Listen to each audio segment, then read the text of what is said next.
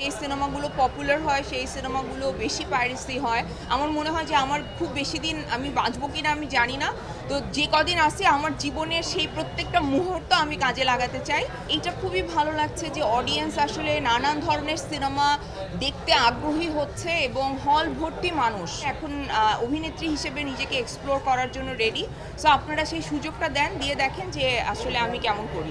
সেই আশঙ্কা তো আছেই, সেই আশঙ্কা সবার মধ্যেই আছে। আমার মনে হয় যে পাইরেসি হওয়ার একটা সম্ভাবনা থাকে, স্পেশালি যেই সিনেমাগুলো পপুলার হয় সেই সিনেমাগুলো বেশি পাইরেসি হয়।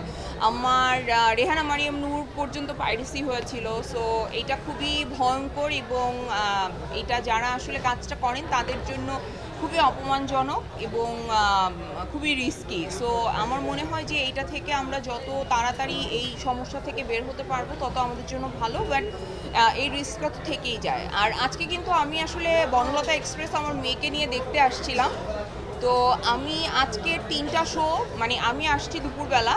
সো দুপুরের শো, বিকালের শো, সন্ধ্যার শো একটারও টিকিট পাইনি। কালকের পর্যন্ত কোনো টিকিট নাই। সো আমার মেয়ে দেখতে পারে নাই, এটার জন্য একটু খারাপ লেগেছে, বাট ভালো বেশি লেগেছে। কারণ এইটা মানে ফিল করাটা খুব আনন্দের যে টিকিট পাওয়া যাচ্ছে না। আমি দমেরও কোনো টিকিট পেলাম না। তারপর লাস্টে প্রেশার কুকারের সামনের রোয়ের 2টা টিকিট আমি পেয়েছি, ওইটা দেখলাম।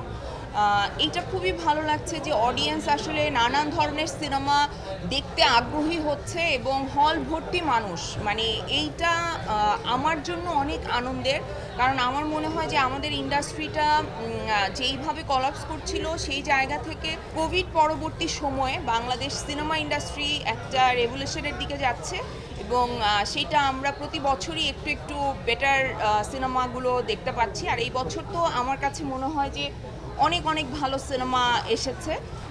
আর অডিয়েন্সের রেসপন্স সবচেয়ে আমার কাছে ভালো লেগেছে। আমার কাছে মনে হয়েছে যে অডিয়েন্স আসলে রেডি বিভিন্ন রকমের সিনেমা দেখার জন্য।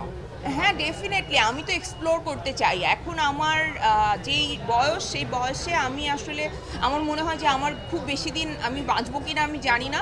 তো যে কদিন আছি আমার জীবনের সেই প্রত্যেকটা মুহূর্ত আমি কাজে লাগাতে চাই। তো সেই কাজে লাগানোর মধ্যে ডেফিনেটলি একটা পার্ট হচ্ছে যে আমি আমার অভিনয়টা দিয়ে আমি আমার লাইফকে এক্সপ্লোর করতে চাই। সো বিভিন্ন ক্যারেক্টার চাই। যারা আমাকে শুনছেন, যারা আমাকে দেখছেন, তাদের কাছে আমার একটাই রিকোয়েস্ট যে আপনারা ভিন্ন ভিন্ন ক্যারেক্টার নিয়ে আমার কাছে আসেন। আমি আসলে এখন অভিনেত্রী হিসেবে নিজেকে এক্সপ্লোর করার জন্য রেডি। সো আপনারা সেই সুযোগটা দেন, দিয়ে দেখেন যে আসলে আমি কেমন করি। কবিতা লেখার জন্য তোমার মন্ত্রিত্ব চলে যাবে। আর বেশি কিছু বলবো না, কারণ সব কিছু আমাদের হলে এসে দেখতে হবে। কারণ আমার ক্যারেক্টারকে দিয়ে আমাদের রাইটার এখানে আছে স্বাধীন এবং সামিউল, দুইজনই। সামিউল আজকে নাই। তো ওরা অসাধারণ কিছু ডায়লগ লিখেছে, মানে যে ডায়লগগুলো দিতেও আসলে আরাম হয়েছে। মানে আমি সবসময় স্ক্রিপ্ট ফলো করি, তো ওরা এত সুন্দর করে আসলে লিখেছে। আমি চেষ্টা করেছি কোনো শব্দ যাতে এদিক ওইদিক না হয়।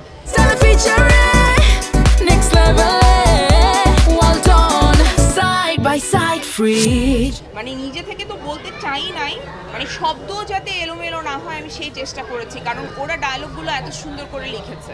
সো আপনারা হলে আসেন, মানে আপনারা হাসবেন, কান্না করবেন, আবেগে আপ্লুত হবেন, আবার একটা স্যাটিসফ্যাকশন আসবে, অনেক কিছু রিয়েলাইজেশনও আসবে আমার কাছে মনে হয়। সো আপনারা সিনেমাটা দেখেন, আপনাদের ভালো লাগবে।